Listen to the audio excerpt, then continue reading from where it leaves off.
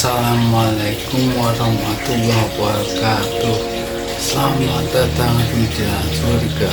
Semoga ceramah kali ini yang dibuat Ustadz Abu Hurairah bisa membuat tebal keimanan kita kepada Allah Subhanahu.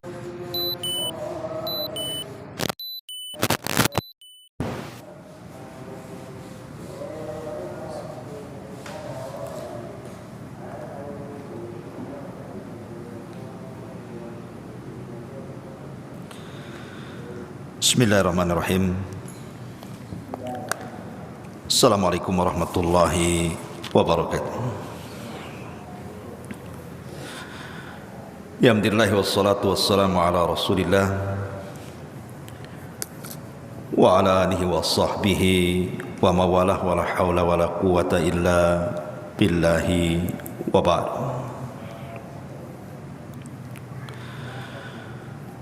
Alhamdulillah, segala puja dan puji hanya milik Allah Subhanahu wa ta'ala. Salat dan juga salam kita hadiahkan kepada Rasul kita Nabi besar Muhammad sallallahu alaihi wa ala alihi wasallam. Pembahasan di malam hari ini kita akan membahas tentang kondisi Palestina.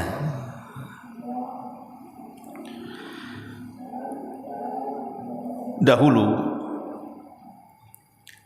ada seorang jenderal perang, termasuk dari orang-orang yang ahli ibadah, dan dia juga seorang ulama. Namanya Salahuddin Al-Ayyubi rahimahullahu ta'ala. Salahuddin Al-Ayyubi ini adalah pengasas daulah Ayyubiyah. Dialah yang menggabungkan daerah-daerah yang terpisah di zaman Salzukiyah yang dipecah oleh orang-orang Salib kala itu. Maka Salahuddin Al-Ayyubi yang menyatukan daerah-daerah pecahan-pecahan kaum muslimin, dijadikan satu menjadi daulah Ayyubiyah setelah runtuhnya daulah Fatimiyah di Mesir. Tapi saya tidak hendak menceritakan biografi siapa Salahuddin Al-Ayyubi. Sudah pernah saya bahas tentang masa kecilnya, belajarnya, sampai kepada pembebasan Baitul Maqdis yang luar biasa diingat dalam sejarah. Anda bisa lihat YouTube-nya saja.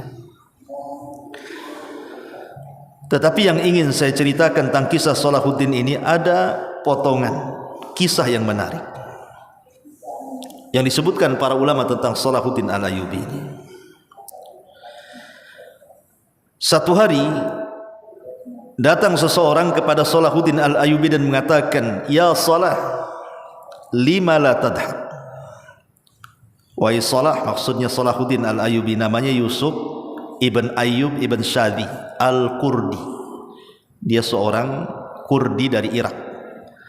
Itu pendapat yang masyhur. Walaupun ada yang mengatakan bahwa Salahuddin Al-Ayyubi itu adalah seorang Arab dari Bani Umayyah. Jadi satu hari Salahuddin ditanya, "Lima la tadhak?" Kenapa engkau tidak tertawa? Maka Salahuddin Al-Ayyubi mengatakan, dengan tegas dia mengatakan, "Kenapa harus tertawa? Wali ikhwatun yuqtaluna fi biladil muslimin." Sementara aku punya saudara-saudara yang terbantai di daerah kaum muslimin sendiri, maksudnya Palestina. Wal Qudsu fi yadis salabiyyin, sementara Al-Quds, Masjidil Aqsa, dikuasai oleh orang-orang salib kala itu. Wa ana astahi minallah an adhak, dan aku sangat malu kepada Allah Subhanahu wa ta'ala kalau harus tertawa di atas penderitaan kaum muslimin yang ada di Palestina. Ucapan luar biasa ya kawan Salahuddin Al-Ayyubi ini. Satu hari Salahuddin Al-Ayyubi ini kan antara Daulah Ayyubiyah dan dialah pengasasnya. Ketika hendak menyerang Al-Quds, maka Salahuddin Al-Ayyubi karena memang kuat tentara Salibi ketika itu tidak langsung melakukan pertempuran tetapi melakukan perdamaian. Dibuatlah bulir-bulir kesepakatan antara Daulah Ayyubiyah dengan tentara Salib yang ada di Al-Quds. Dan Salahuddin fokus membebaskan arah-arah ke Eropa, Armenia, Konstantinopel dan begitu seterusnya. Jadi satu hari Salahuddin mendengar bahwa orang-orang Salib ini membatalkan perjanjian, dan begitulah orang-orang kafir, tidak Yahudinya, tidak Nasraninya, tidak musyriknya, mereka suka membatalkan perjanjian dengan kaum muslimin. Terdengar bahwa orang-orang Salib yang ada di Al-Quds sudah mulai mengancam para hujaj, orang-orang yang hendak haji dari Syam ke Mekah karena harus melewati situ jalurnya. Terkadang kemudian mereka mulai merampok, bahkan tak segan-segan membunuh, bahkan sudah mulai merobek kehormatan wanita-wanita muslimah, membunuh anak-anak. Yang lebih menyakitkan lagi adalah perkataan pemimpin Nasrani Al-Quds kepada kaum muslimin yang ditindas dan mengatakan, qulu li Muhammadikum, qulu li Muhammadikum ayunjiakum. Katakan oleh kalian, mana Muhammad kalian, kata. Mana Muhammad kalian yang akan menolong kalian, itu mana Muhammad kalian? Masuklah perkataan pemimpin Salib ini ke hati Salahuddin, karena kata-kata itu sangat menyakitkan bagi Salahuddin Al-Ayyubi. Satu malam Salahuddin kemudian salat Isya, kemudian tahajud sampai subuh. Dia bermunajat kepada Allah Subhanahu wa taala dan mengatakan, ya Rabb, anta a'lam bima yaqulun. Engkau pasti tahu, lebih tahu daripada aku dibandingkan apa yang aku ketahui tentang ucapan mereka. Mereka mengatakan, qulu aina bi Muhammadikum, di mana Muhammad kalian? Kenapa tidak menolong kalian? Maka kata Salahuddin Al-Ayyubi, dia mengatakan, ya Rabb, wahai Rabb, kalau kau izinkan, aku akan menjadi pengganti Muhammad sallallahu alaihi wasallam dan ikut serta menolong umatnya. Maka semalam suntuk Salahuddin terus menangis. Ketika dia sudah ada kemantapan untuk menyerang orang-orang Quds, dia kumpulkan pasukan besoknya. Semua dikumpulkan. Kemudian Salahuddin berwasiat kepada pasukannya dengan wasiat yang biasa diwasiatkan Rasul, usikum bitaqwallah, aku wasiatkan kalian untuk bertakwa kepada Allah Azza wa Jalla. Kemudian kata Salahuddin, balagani annahum yaquluna kada wa kada.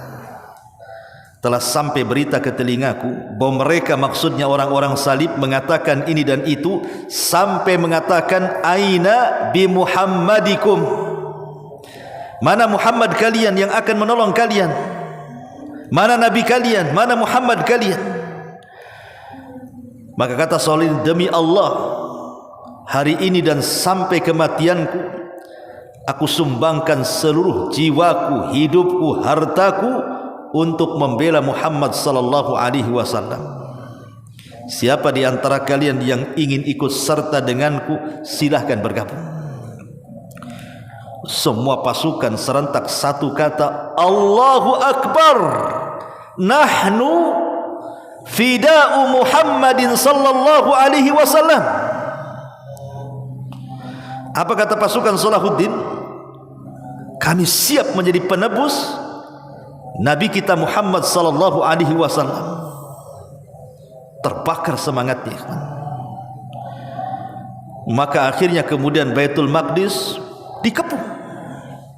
Karena Salahuddin Al-Ayyubi kan sudah menyatukan daerah-daerah terpisah.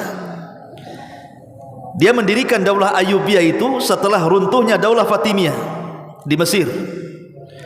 Kemudian ketika meninggal Imaduddin Az-Zinki yang menguasai Daulah Zinkiyah, kebetulan istri dia masih ada kerabatan dengan Daulah Az-Zinkiyah. Ketika meninggal pemimpinnya digabungkan kepada Daulah Ayyubiyah. Kemudian pecahan-pecahan Daulah Salzukiyah diajak gabung lagi. Lah ini kan Salahuddin di Mesir, yang lain di Syam, Palestina tengah-tengah.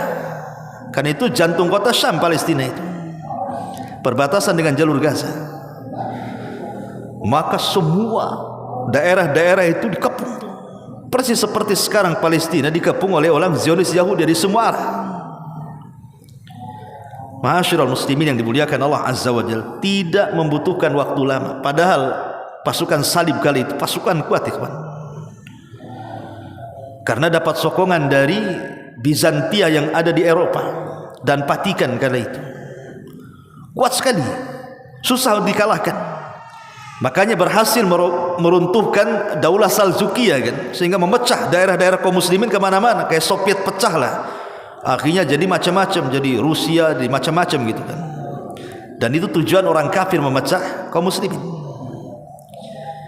Maka dengan takdir Allah Subhanahu wa taala, Salahuddin Al-Ayyubi bisa merobohkan Baitul Maqdis dan kembali ke tangan kaum muslimin. Dan pemimpinnya ditawan, dimasukkan ke dalam tenda.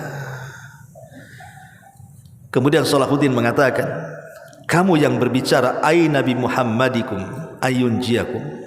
Engkau yang mengatakan di mana Muhammad? Mana Muhammad kalian yang akan menolong kalian? Engkau yang mengatakan seperti itu. Dia mengatakan, qala na'am. Iya, aku yang mengatakannya. Langsung dia mengambil pedang, kemudian disabet sehingga kepalanya pisah dari badannya. Ini satu gambaran ikhwatu fiddin, bagaimana seorang Salahuddin Al-Ayyubi mengajarkan kepada kita agar kita tidak bisa membiarkan saudara-saudara seiman terjajah hartanya, jiwanya, tanahnya, kemerdekaannya. Itu yang membangkitkan Salahuddin sehingga meruntuhkan salib yang ada di Baitul Maqdis, bahkan lebih daripada hanya sekedar merebut Baitul Maqdis Salahuddin ini. Karena setelah Baitul Maqdis jatuh, apa yang terjadi? Pasukan bergerak ke Eropa.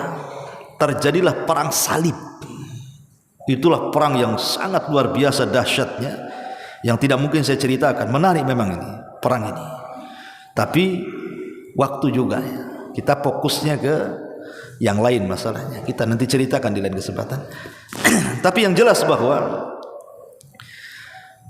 bagaimana Salahuddin Al-Ayyubi, di antara sebab kenapa dia sampai kemudian merebut Baitul Maqdis dari tangan Salabiyin, karena kebengisan orang-orang salib ketika itu yang tidak bisa ditolerir.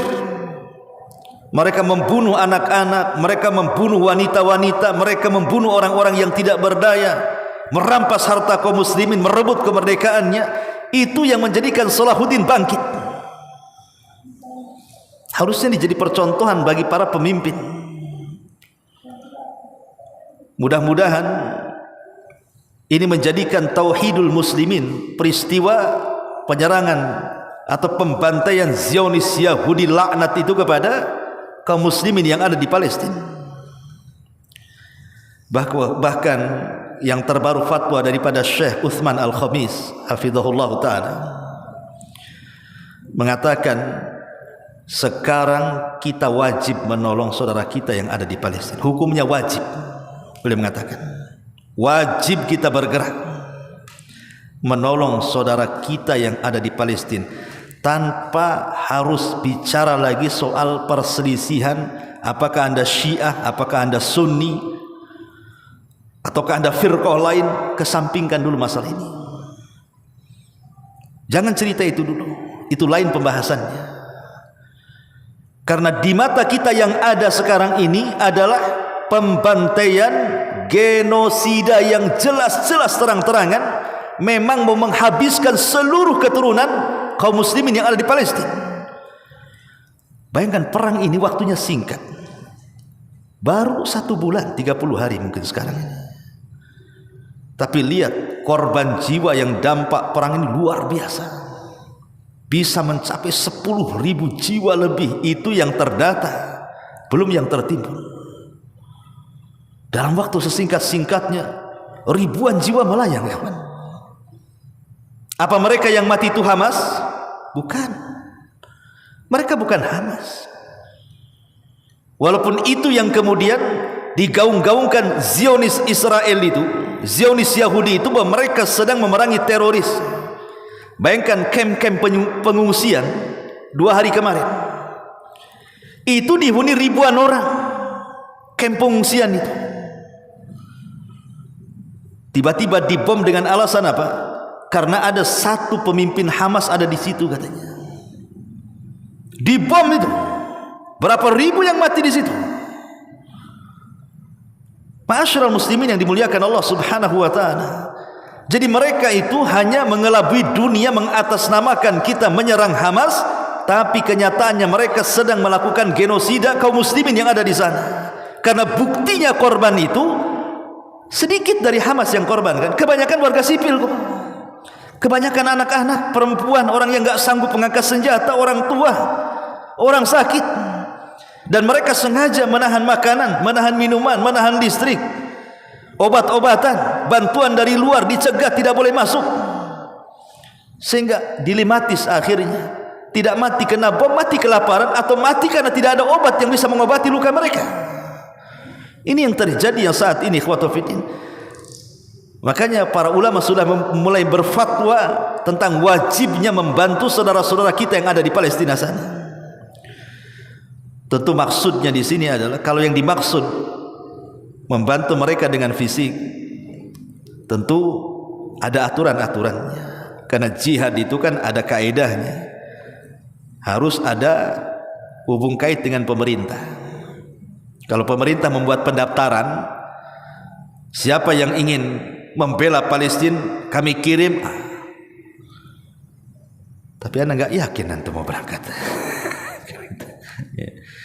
Ma'asyiral muslimin yang dimuliakan Allah Azza wa Jalla. Ikhwan, di zaman Nabi Nabi SAW pernah diboikot selama 3 tahun di kabilah Bani Hashim oleh 18 kabilah musyrik. Pemboikotan ini selama 3 tahun menyengsarakan kaum muslimin. Bagaimana tidak? Abdurrahman bin Auf menceritakan sampai mereka harus memakan kulit-kulit bangkai, disamak kemudian dimakan. Sebagian mereka memakan akar dan dedaunan, sampai harta Khadijah habis untuk memberi makan selama terjadi pemboikotan 3 tahun yang dilakukan Abu Jahal kepada kabilah Bani Hashim karena kebencian kepada Nabi. Tapi subhanallah, selama 3 tahun pemboikotan itu ada orang namanya Zuhair ibn siapa itu? Zuhair ibn Umayyah. Di atas kesyirikan dia, walaupun dia tidak muslim, dia masih musyrik, masih kafir. Tapi dia tidak tega melihat kabilah Bani Hashim diboikot sampai kelaparan, sampai menjerit anak-anak mereka sudah mulai kelaparan dan sebagian mereka ada yang mati karena kelaparan. Bangkitlah Zuhair ini Ibn Umayyah, dan dia juga salah satu pembesar Quraisy. Dia marah-marah kepada para pembesar Quraisy, terutama kepada Abu Jahal, dan mengatakan, hentikan pemboikotan ini, robek perjanjian itu. Di mana hati-hati kalian? Aina qulubukum? Di mana hati-hati kalian? Mereka saudara-saudara kita walaupun bukan seagama. Jadi Zuhair ini mengingatkan kepada para pemimpin Quraisy tentang soal kemanusiaan. Mereka manusia juga. Bayangkan, terkadang ada hati-hati kaum muslimin tidak lebih mulia daripada hatinya Zuhair orang musyrik. Dia masih ada kepedulian. Apakah hati orang musyrik sekelas Zuhair lebih mulia dibandingkan hati seorang muslim? Sehingga masih juga hari ini kita tidak bergerak sama sekali. Bahkan anehnya ada sebagian di antara kita itu yang masih menari di atas penderitaan saudara kita yang ada di Palestina. Ma'asyiral muslimin yang dimuliakan Allah Azza wa Jalla, sudah saya jelaskan kepada antum tentang kisah seorang wanita yang ditawan oleh orang-orang salib di masa kerajaan Mu'tasim. Jadi ada satu kerajaan yang dikuasai orang-orang salib, namanya Amuriyah. Amuriyah ini berkali-kali diserang kaum muslimin, tetapi memang karena kuat tidak pernah jebol bentengnya. Tapi Allah takdirkan satu peristiwa yang menarik. Jadi ada seorang wanita tertawan, jadikan budak,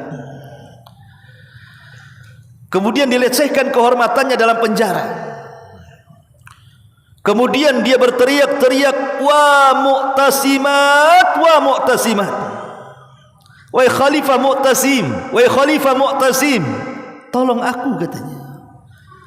Amuriyah di mana? Baghdad di mana? Di zaman itu belum ada handphone. Kalau di zaman sekarang kita minta tolong pakai handphone saja kan, kita WA saja Khalifah Mu'tasim. Zaman itu tidak ada alat komunikasi. Macam mana caranya Khalifah mendengar jeritan seorang wanita dalam penjara? Tapi Allah Maha tahu. Dengan sebab itu runtuhnya Amuriyah. Rupanya para tentara ini menceritakan di luar bahwa ada seorang wanita menjerit-jerit karena dilecehkan kehormatannya dan mengatakan, "Wa Mu'tasimat." Kemudian para tentara Salibi mengatakan, "Enggak mungkin Mu'tasim datang kemari menolong kamu. Siapa kamu dengan Mu'tasim?" Ada seorang muslim mendengar percakapan tentara itu. Akhirnya kemudian dengan diam-diam dia datang ke Baghdad, masuk ke istana Mu'tasim dan menceritakan kisah jeritan wanita muslimah yang ada di penjara dan memanggil-manggil nama Mu'tasim, "Wa Mu'tasimat," katanya. Apa kata Mu'tasim? "Labbaiki," katanya, "aku siap datang memenuhi panggilanmu." Maka Khalifah Mu'tasim ini akhirnya membebaskan Imam Ahmad. Imam Ahmad kan di penjara tuh. Yang memenjarakan juga Mu'tasim juga, dan sebelumnya Khalifah Ma'mun dikeluarkan karena untuk menyatukan kaum muslimin. Makanya kenapa Imam Ahmad memaafkan kesalahan Mu'tasim ketika Mu'tasim berhasil mencaplok daerah Amuriyah. Sudah dianggap kesalahannya itu jasanya ketika mencaplok Amuriyah masih lebih besar dibandingkan dia menyiksa aku, seolah seperti itu. Maka dikeluarkan Imam dari penjara karena mau menyerang Amuriyah tuh. Wah, satu Baghdad dikumpulkan ikhwan, tentara-tentara di serbunya Amuriyah tuh. Sampai kalau orang Arab bilang itu ambakrati abi, sampai ke akar-akarnya. Ya. Akhirnya dicari oleh Mu'tasim itu wanita yang meminta pertolongan dia, sampai ke dalam penjara dan mengatakan, "Aku datang untukmu," katanya. Kalau satu wanita dilecehkan, kaum muslimin Baghdad bergerak kemudian sampai menghancurkan Amuriyah. Berapa banyak wanita Palestina yang dilecehkan Zionis Yahudi itu, berpuluh-puluh tahun. Karena mereka menjajah Palestina itu hampir 1 abad, 70 tahun lebih itu. Cuman dulu nggak ada media kan. Tapi banyak persaksian sebelum ada media. Memang Zionis Yahudi itu mereka kejam sekejam-kejamnya ikhwan. Baru kekejaman mereka itu agak direm itu setelah ada media saja. Sebab kalau seandainya terekam kemudian viral, masalah kan begitu. Tapi sebelum ada media, lebih ganas lagi mereka. Mereka tidak ada sama sekali rahmat dalam dada orang-orang Zionis itu hilang. Di hadapan mereka anak-anak kecil bergelimpangan, mana ada rahmat bagi mereka. Ma'asyiral muslimin yang dimuliakan Allah Azza wa Jalla, satu kisah ketika Nabi SAW di tahun, ada yang mengatakan 6 Hijriah, ada yang mengatakan 7 Hijriah, Rasul ingin mengadakan umrah perdana yang disebut dengan umrah Hudaybiyah, walaupun tak jadi. Karena ketika sampai di perbatasan hudud haram, orang-orang musyrik Arab melarang. Kalau berani saja melangkah ke hududul haram, perang katanya. Karena kedatangan Rasul bukan perang, hanya ingin umrah, maka Rasul berusaha untuk bernegosiasi. Diutusnya Utsman bin Affan, tapi malah dihabarkan pula Utsman dibunuh. Maka terjadilah pembaiatan yang disebut bai'atur ridwan, baiat di bawah pohon demi darah Utsman bin Affan. Rasul tahu Utsman tidak dibunuh, tapi Rasul ingin memberikan ikhtibar, ujian tentang kesetiaan para sahabat kepada dia. Maka dibuatlah pembaiatan, sampai akhirnya perundingan demi perundingan, dan berakhir dengan perjanjian Hudaybiyah. Walaupun bulir-bulirnya secara umum itu merugikan kaum muslimin, tapi Nabi SAW itu memiliki firasat yang sangat jauh ke depan. Lah salah satu bulir kesepakatan apa? Untuk tidak saling mengganggu, tidak saling menyerang satu dengan yang lainnya, termasuk juga tidak boleh mengganggu sekutu-sekutu masing-masing. Lah kebetulan ada 2 kabilah, satu Bani Zail ibn Bakar atau disebut dengan Bani Bakar, itu bersekutu dengan, di masa jahiliyah selalu bertengkar dengan Bani Khuza'ah, bertengkar Bani Bakar dengan Khuza'ah ini. Jadi akhirnya kemudian mereka saling bersekutu masing-masing, satu ke Muslim, ke Nabi SAW, satu pula bersekutu dengan orang Quraisy ini. Tiba-tiba Bani Bakar berkhianat, ikhwan. Berkhianat, menyerbu yang dulu lawan musuhnya, malam-malam dibakar perkampungannya, dibunuh orang-orangnya. Maka pemimpin mereka namanya Amr ibn Salim langsung lari menuju Nabi SAW, mengumandangkan syair panjang, syairnya intinya minta ditolong. Maka Nabi SAW mendengar ada pengkhianatan perjanjian, langsung berdiri mengatakan, nusirta ya Salim, nusirta ya Amr, nusirta ya Amr, katanya. Oh, kau akan ditolong, kau akan ditolong, katanya. Tenang saja. Akhirnya kemudian Nabi SAW menyiapkan pasukan yang belum pernah disiapkan sebanyak itu. Semua kabilah-kabilah dituntut untuk terlibat, ikut dalam mengepung Mekah yang disebut dengan Fathu Mekah, idza ja'akum nasrullah wal fath. Akhirnya kemudian Rasul membawa pasukan besar, tidak ada perlawanan, Mekah jatuh ke tangan kaum muslimin. Pertanyaannya, ikhwan, berapa kali Yahudi mengkhianati perjanjian? Perjanjian bagi Yahudi siapalah perjanjian. PBB itu nggak dipandang sama Yahudi itu. Dia hanya mandang Amerika saja. Kata Amerika A, B, B kan itu ya. Kalau Amerika menentang PBB, ikut juga dia menentang. Yang namanya resolusi PBB sejak dulu mana ada didengar, apalagi kemudian negara-negara kecil. Ma'asyiral muslimin, jadi kasihan jadi saudara-saudara kita di Palestina itu, mau tekanan dunia pun tidak ada ngaruhnya, tetap aja hari-hari ada pemboman. Ya per hari ini saja berapa bom itu yang dijatuhkan ke fasilitas-fasilitas umum, karena sasarannya begini, kawan. Sasaran orang-orang Yahudi itu sudah menggila, mereka tidak perlu dengan apapun. Mau tempat ibadah, mau tempat sekolah, mau tempat rumah sakit, mau kantor-kantor, mau penghunian, mau hunian tempat pengungsian, semua kena sasar. Dan Allah mengatakan, wa man adlamu mimman mana'a masajidallah an yudhkara fi hasmu wa sa'a fi kharabiha. Siapa lagi orang yang paling zalim di dunia ini, kawan?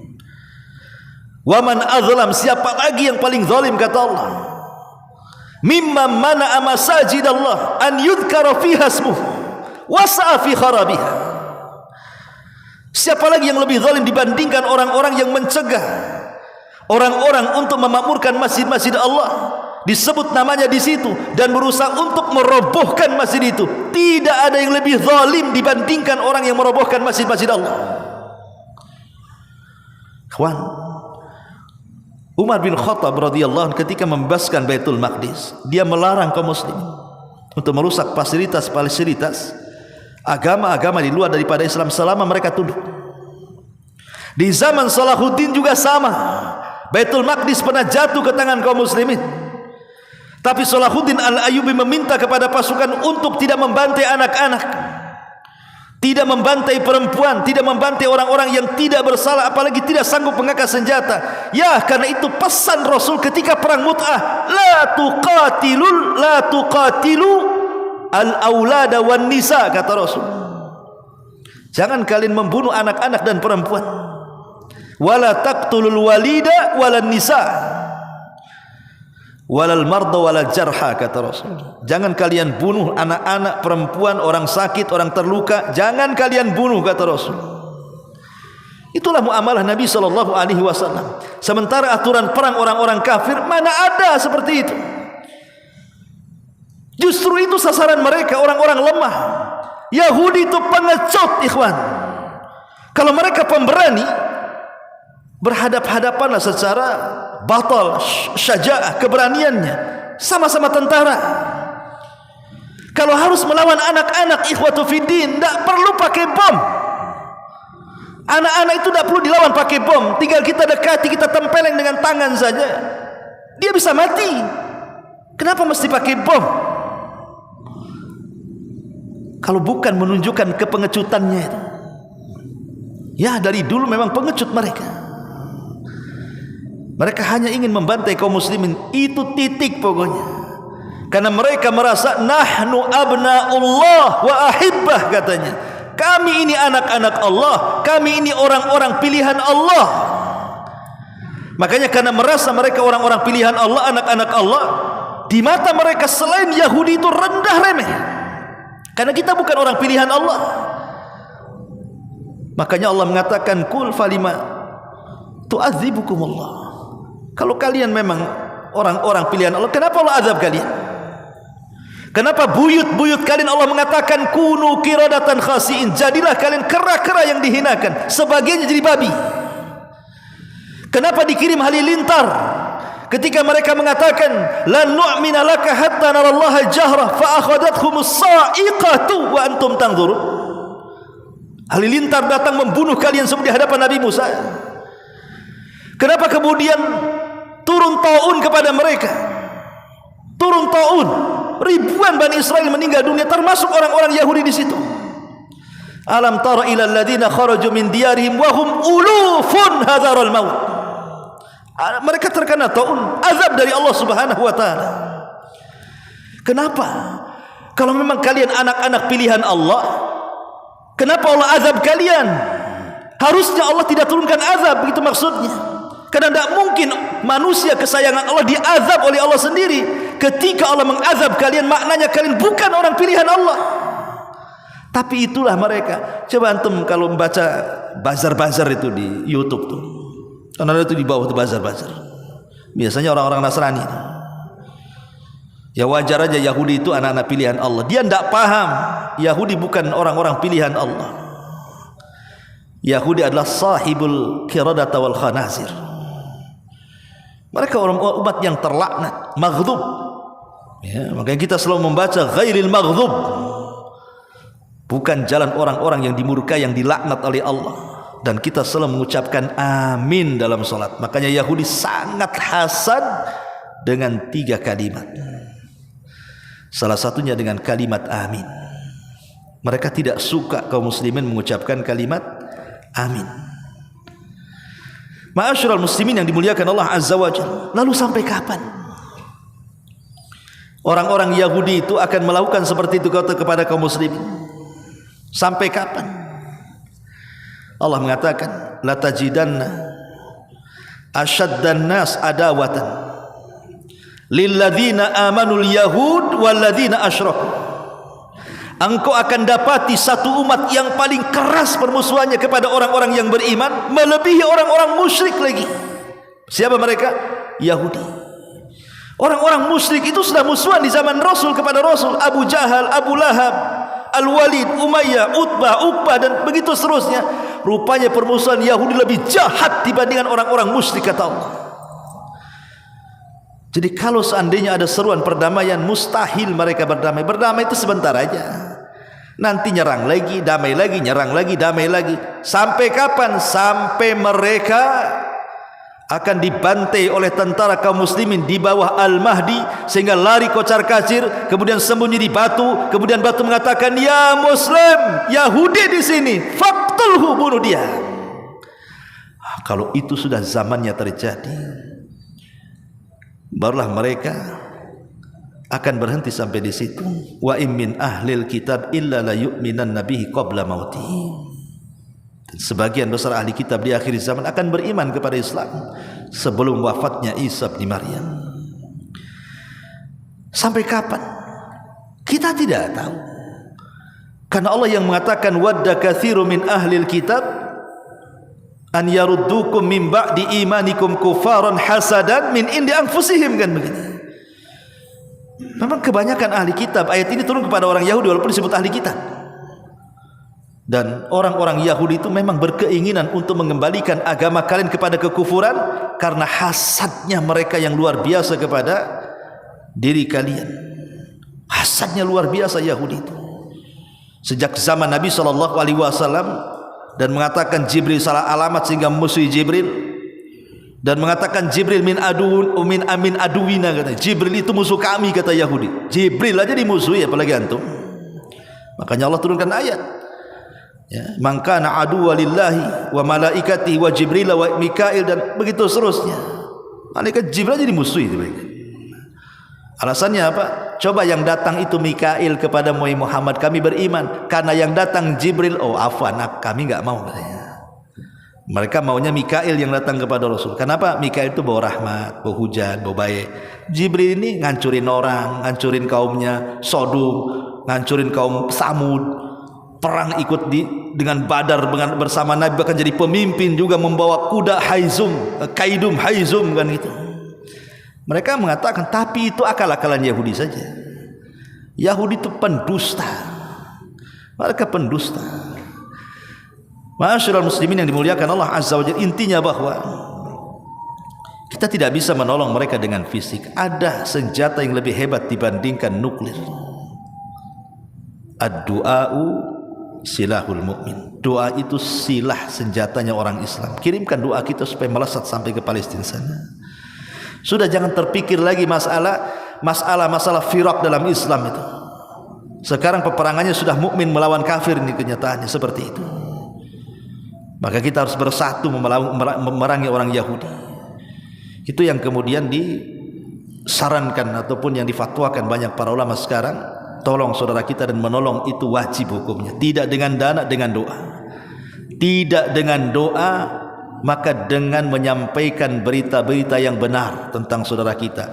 Karena bagaimanapun informasi yang terjadi di Palestina itu cuman hanya dua sumber. Satu dari Israel, dua dari Amerika. Dari Palestina tidak ada, karena internet sudah tidak ada lagi di sana. Bagaimana mau mengiklankan, mau memberitahukan? Internet tak ada. Konon katanya Starlink atau apa gitu ya. Itu pun tergantung baterai. Sehingga sekarang informasi ini sudah jomplang masalahnya. Yang menginformasikan ya kalau enggak Israel, Amerika. Karena internet memang sengaja diputus. Sehingga untuk informasi dari pihak kita kaum muslimin, kita tidak tahu apa yang terjadi di sana. Sehingga kita harus pandai-pandai menyampaikan berita, mendengar berita. Jangan sampai kemudian kita tersilap pula kemudian menyampaikan berita hoax atau mengeser berita hoax. Karena sekarang mulai lagi nih, ada orang mengatakan dengan kasus ini Imam Mahdi sudah ada di tengah-tengah orang Palestina, katanya. Sampai ngomong begitu. Ustadz pula yang ngomong begini. Sekarang nih Imam Mahdi sudah ada di tengah-tengah kaum muslimin di Palestina. Palestina pasti menang. Dari mana cerita Imam Mahdi itu? Di Medan pula ada orang ngaku Imam Mahdi juga. Ya. Ma'asyiral muslimin, Imam Mahdi itu ada ceritanya sendiri. Bahkan ketika di baiat pun ada gempa di baiat antara Mekah dan gempanya pun tak ada. Imam Mahdi tetap muncul pula di Palestina. Gimana ceritanya? Gak nyambung. Belum lagi yang mengatakan nih kalau Israel kalah, Palestina merdeka, kiamat. Dari dulu Umar bin Khattab menguasai Palestina juga tak kiamat. Salahuddin menguasai Palestina tak kiamat. Itu dah biasa. Wa tilkal ayyam nudawiluha bainan nas. Namanya hari diputar, kadang kalah kadang menang. Itu wajar itu. Jangankan kita zaman Rasul aja, perang Uhud Rasul kalah, perang Badar Rasul menang. Tapi jangan dizazamkan, jangan dipastikan bahwa ini kalau kalah nih, kalau hancur di Israel, wah kiamat besar ini. Kiamat sudah dekat, kata Nabi dengan diutusnya Rasul sudah dekat. Ana wasa'ah kahataini, kata Rasul. Tapi sampai hari ini mana ada kiamat? Kiamat kecil ya, tapi kiamat besar ada prosesnya, ada tanda-tanda kiamat kecil, ada tanda-tanda kiamat besar. Jangan lupa, dan itu adalah rahasia Allah Subhanahu wa ta'ala. Kemudian berusaha mengecoh kaum muslimin, tak perlu dibantu, itu kan aliansi Syiah, Hizbullah. Iya betul, kita tidak mengingkari sesatnya Syiah dan begitu seterusnya. Tapi sekarang kondisinya bukan itu. Kalau kita membahas kemudian soal perpecahan kaum muslimin tentang pemahaman-pemahaman, lupa dengan kaum muslimin yang sedang dibantai,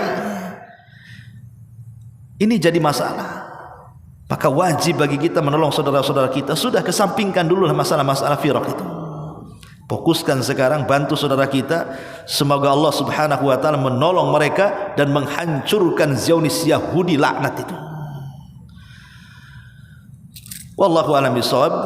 Mudah-mudahan kajian di maghrib ini bermanfaat. Subhanaka bihamdika asyhadu an la ilaha illa anta astaghfiruka wa atubu ilaik. Allahu ta'ala alam. Assalamualaikum warahmatullahi wabarakatuh. Alhamdulillah, Anda telah menyimak ceramah Ustadz Abu Humairoh. Semoga bisa memperdalam keimanan kita kepada Allah. Amin. Wassalamualaikum warahmatullahi wabarakatuh.